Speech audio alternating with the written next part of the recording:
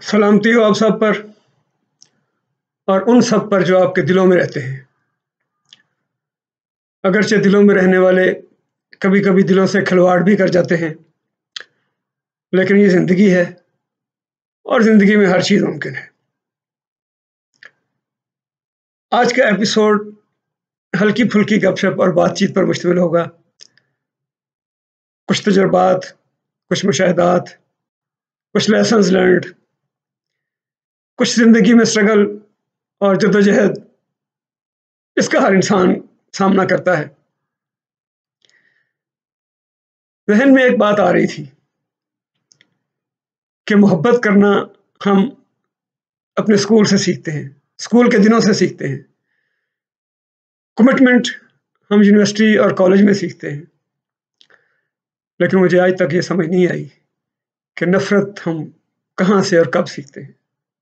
ہم دھوکہ دہی کب سیکھتے ہیں، کہاں سے سیکھتے ہیں، کیسے سیکھتے ہیں۔ بے وفائی ہم کب اور کہاں سے کیسے سیکھتے ہیں۔ دلوں کو توڑنا ہم کہاں سے اور کیسے سیکھتے ہیں۔ خود غرضی میں حد سے گزر جانا ہم کہاں سے سیکھتے ہیں۔ یہ تمام نیگیٹیوٹیز انسانی زندگی میں کہاں سے آتی ہیں اور کس طرح سے آگے بڑھتی ہیں۔ کیا یہ ضرورت کی پیداوار ہیں؟ کیا یہ سروائیول آف دی فٹسٹ کا اصول ہے؟ کیا یہ ہمیں ماحول اور معاشرہ سکھاتا ہے؟ کیا کہیں نیچر میں کوئی اس قسم کا لیسن موجود ہے کہ اپنے سروائیول کے لیے آپ ہر چیز اور ہر اصول کو بالائے طاق رکھ کے آگے گزر جائیں؟ اس چیز کے اوپر بے شمار لوگوں نے غور و فکر کیا ہوگا، اپنے اپنے نتائج لے کے آئے ہوں گے۔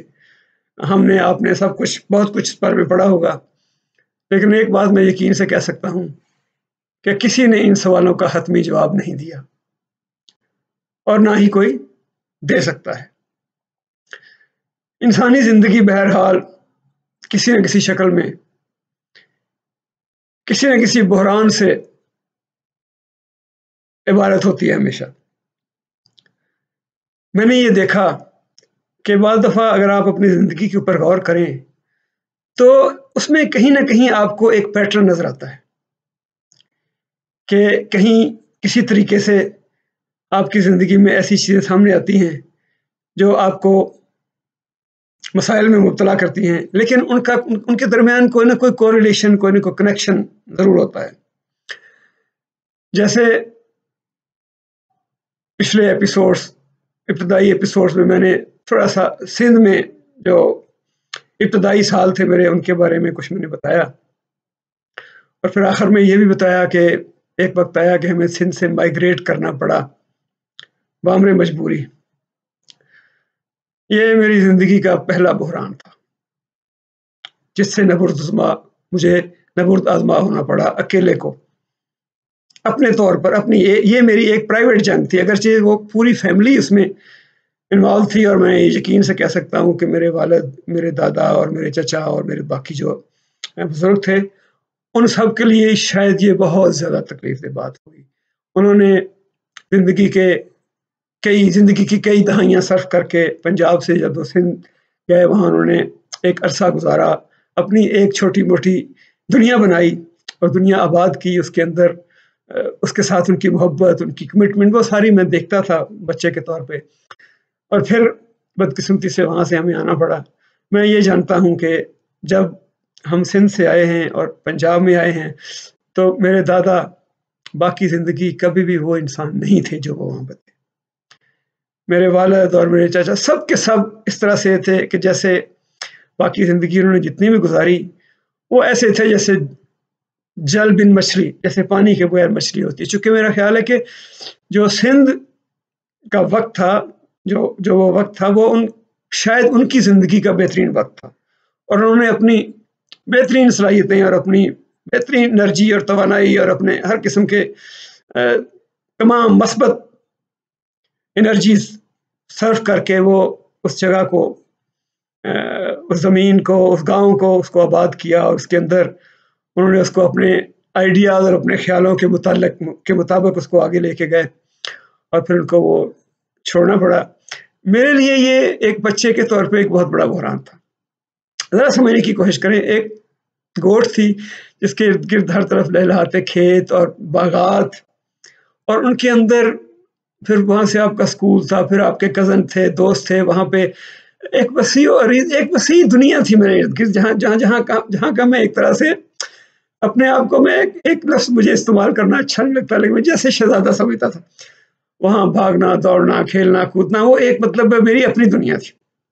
اور جب ہمیں وہاں سے آنا پڑا پنجاب، اور سب سے پہلے آ کے ہم نے سائی وال میں ایک نواحی علاقے میں کوٹ خادم علی شاہ میں ایک مکان کرائے پہ لیا، تو میں اتنا پریشان تھا کہ وہ چھوٹا سا گھر تھا، گلیاں تھیں مطلب تنگ گلیاں تھیں، ان گلیوں کے اندر نکاسی آب کے لیے نالیاں بنی ہوئی تھیں، وہ کیچڑ تھا ان میں، وہ گندی لگتی تھی مجھے. مطلب میں کبھی آئی نیور فیلٹ ہیپی. مجھے وہ جو آزادی اور وہ جو ایک وسیع تناظر میں رہنے والی چیز تھی، وسیع اور عریض ایک میرے سامنے دنیا تھی، وہ ساری دنیا ختم ہو گئی اور مجھے کچھ سمجھ نہیں آ رہا تھا کہ میں کہاں آیا ہوں اور یہاں سے کیسے میں آگے جاؤں گا. اور پھر بہرحال آہستہ آہستہ وقت کے ساتھ ساتھ باہر گئے، گاؤں سائی وال کے اس گھر سے ہم باہر گئے والد صاحب نے، اور انہوں نے جا کے زمینیں خریدی، زمینیں آباد کی، کچھ زندگی چلنے لگی، ہم اسکول جانے لگے، کچھ تھوڑی ایڈجسٹمنٹ ہونے لگی. تو چونکہ چھوٹی عمر تھی، بچپن تھا، اس میں کرائسس جلدی ختم ہو جاتا ہے، انسان کی فیلنگز جو ہیں وہ بڑی جلدی ایک سے دوسرے میں شفٹ ہو جاتی ہے، اور نیا راستہ بندہ ڈھونڈ لیتا ہے، نئے دوست بنا لیتا ہے، نئے اسکول، نیا سب کچھ. لیکن ایک چیز میں یقین سے کہہ سکتا ہوں کہ میں نے اپنی زندگی کا جو تھوڑا سا دیکھا ہے، مطالعہ کیا ہے، تو مجھے لگا کہ ہر 8 10 12 سال بعد ایک ردم کی، جس کی بات کر رہا تھا، پیٹرن کی بات کر رہا تھا، ہر 8 10 12 سال بعد ایک کرائسس آیا. ایک ایسا کرائسس ہمیشہ جس نے مجھے اوپر نیچے سے ہمیشہ ہلا کے رکھ دیا، جس نے مجھے تباہ و برباد کر کے رکھ دیا. ہر 8 10 سال کے بعد ایک کرائسس آیا، لیکن ہر بحران کے بعد، ہر کرائسس کے بعد مجھے ہمیشہ میری زندگی کا رخ تبدیل ہوا. میں نے چلتے چلتے اپنا راستہ بدلا، اور یہ بھی مجھے لگا کہ ہر نئے بحران کے بعد جو نیا راستہ تھا وہ شاید پہلے چلنے والے راستے سے بہتر تھا، وہ مجھے نئی اور بہتر منزلوں کی طرف لے کر چلا گیا. کالج والے ایپیسوڈ میں شاید میں نے بتایا کہ ایف ایس سی میں جب میں فیل ہو گیا تو اس وقت کیسا بحران تھا میرے لیے، وہ شاید میں نے معمولی سا ذکر کیا ہوگا. یہ بہت بڑا بحران تھا میرے لیے، اس لیے کہ میں پہلی سے لے کر 10ویں جماعت تک فرسٹ آنے والا بچہ، ایک بہت اچھے ٹریک ریکارڈ کے ساتھ، والدین کی توقعات، دوستوں کی توقعات، عزیزوں رشتہ داروں کے خیالات، وہ سب مطلب ایسی چیزیں تھیں کہ ان کے سامنے آپ ان کو فیس نہیں کر سکتے تھے کہ آپ فیل ہو جائیں، اس سے بڑی بات ہو نہیں سکتی میرے لیے، لیکن ایسا ہوا. اور پھر جس کو انگریزی میں کہتے ہیں نا، ایک لفظ ہوتا ہے رائزنگ فرام دی ایشز. میرے لیے اور کوئی چارہ نہیں تھا کہ میں اس راکھ کے ڈھیر میں سے اٹھوں، اور مجھے اٹھنا پڑا، مجھے اٹھنا تھا. میں نے کسی نہ کسی طرح اپنے آپ کو اس سے گزارا. اس میں جو بھی میرے صحت کا جو نقصان ہوا، شاید میں نے ذکر کیا ہوگا، ٹی بی ہو گئی، اس کے بعد مجھے جانڈس ہو گیا. دونوں ایک دوسرے کے اپوزٹ بیماریاں تھیں، ایک کا علاج کرو تو دوسری بڑھتی تھی، دوسری کا کرو تو پہلی بڑھتی تھی.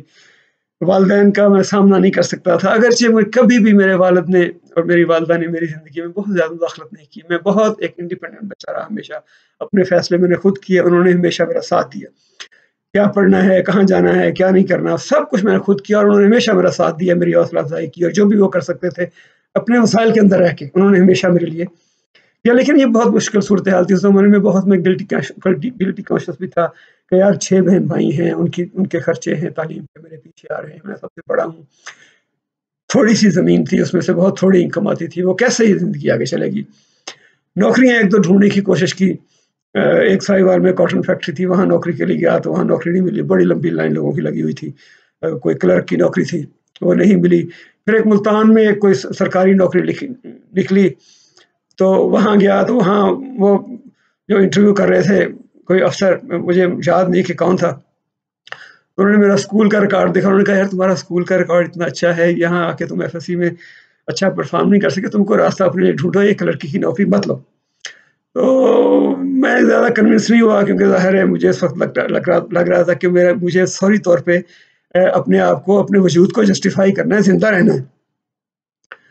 बहरहाल वो नौकरी मैंने नहीं ली, घर आ गया वापस। रात को दिन को आवारागर्दी, दोस्तों में घूमना फिरना और सोच विचार में उतरा था। फिर इसी दौरान जैसे मैंने पहले बताया कि एक मेरे ज़हन में थोड़ी सी इंस्पिरेशन मुझे मलक असरार से, जो हमारे हमसाए थे, उनसे मिली, और फिर मैंने इंग्लिश लिटरेचर को पढ़ने का फ़ैसला किया, एमए अंग्रेज़ी करने का फ़ैसला किया। लेकिन उसके लिए थोड़े से वसाइल चाहिए थे, और मेरा बिल्कुल मतलब मुझे ये गवारा नहीं था कि मैं वालिदैन से जाके उनसे जाके कहूँ, दोबारा अपना प्लान उनके सामने रखूँ कि मैं एमए अंग्रेज़ी करना चाहता हूँ, मैं एफएससी में फ़ेल हो गया हूँ, अब मैं आगे कैसे जाऊँगा। मुझे लगता था कि वो शायद मुझे, उनका दिल टूटेगा, उनको और तकलीफ़ होगी, या वो मेरी बात के ऊपर यकीन नहीं करेंगे, या मेरा शायद मैं अपना एतबार सबके ऊपर खो बैठा हूँ। तो इन हालात में मैंने, मामू थे मेरे, वो बहरीन में उन दिनों गए हुए थे, नए-नए लोग जा रहे थे बाहर, तो उनको मैंने एक ख़त लिखा। चूँकि जब हम आए हैं साहिवाल में नए-नए, और उसके बाद हम गाँव में चले गए ज़मीन लेके, तो मैं और मेरी छोटी बहन, हम अपने नन्ना के घर रहे काफ़ी अरसा स्कूल जाने के लिए। जहाँ के हमने साहिवाल में एक और छोटा-सा मकान खरीदा, जिसमें फिर हम अपनी अम्मी के साथ आए।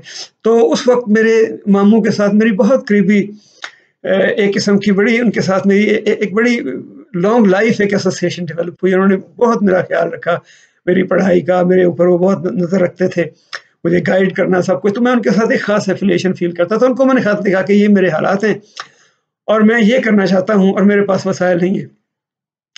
तो उन्होंने मुझे ₹500 का मनी ऑर्डर एक भेजा।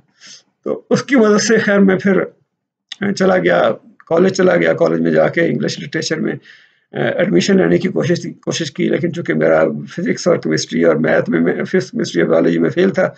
प्रिंसिपल ने मुझे दाखिला देने से, बाकायदा दाखिला मैं नहीं ले सकता था। मैंने उन्हें कहा, जी मुझे आप वैसे मुझे इजाज़त दें, मैं क्लास अटेंड करता रहूँ, मेरे पास ये ₹250 वो मैंने उनकी खिदमत में पेश कर दिए। तो उन्होंने खैर वो ₹250 भी मुझे वापस कर दिए। उन्होंने मुझे एक चिट बना के दे दी कि mister Tahir खुशनूद is allowed to attend classes of BA whatever he likes. फिर मैंने बहुत, मतलब कभी साइकोलॉजी की क्लासेस में गया, कभी पॉलिटिकल साइंस की क्लास में गया, कभी किसी क्लास में, कभी किसी क्लास में। लेकिन मेन जो था मेरा एम्फेसिस, वो इंग्लिश लिटरेचर के ऊपर था कि मैंने एमए अंग्रेजी करना है। चुनांचे इंग्लिश लिटरेचर की क्लासें और उसका सारा अहवाल थोड़ा सा आपको मैं पहले बता चुका हूँ। मतलब क्राइसिस हैंडलिंग की हम बात कर रहे थे। फिर उसके बाद दूसरा क्राइसिस जो मेरी ज़िंदगी में कुछ अर्से बाद आया, जब मैं पाकपतन में लेक्चरर था एमए करने के बाद।